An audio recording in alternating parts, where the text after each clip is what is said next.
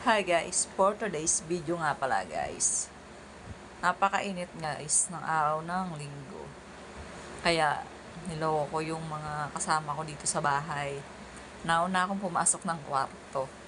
Tapos ang ginawa ko, inila ko yung pinto para hindi sila makapasok. Si Budol katok ng katok. Mama, mama! Di ko binubuksan. Hinayaan ko lang siya doon sa labas ng kwarto. Maya-maya na nahimik. Tapos, may kumakatok. Si Keruman. Hinahanap si Shine. Budol. Sabi ko, di ko alam. Nandyan lang sa baba yun eh. Wala naman dito eh. Tawa nga ako ng tawa sa kalokohan ko. Pinagtripan ko na naman yung mga kasama ko. Ayan, sarap ng buhay ko dito guys. Nakahiga lang ako dito sa kwarto kasi sobrang init talaga. Ay, ibang-iba yung init ngayon guys. Ayan na nga. Si Kuya Roman yung pumatok. Kunyari hinanap si Shane para buksan ko. Pagbukas ko ng pinto, ayun pala, ay ko na nga ba eh. Ando si Budol eh. Nasar eh oh.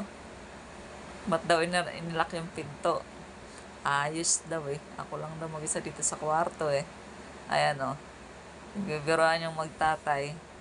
Habi-habi pa ni Budol.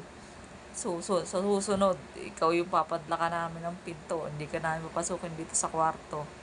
Sabi ko, sige, wag niyo akong papasukin. Hindi ako magbabayad ng kuryente. Bahala kayo dyan. Siyempre, si Budol, hindi magpapatalo yan. Maraming katwiran yan. Oo. Yung pa isang tatay, sul-sul.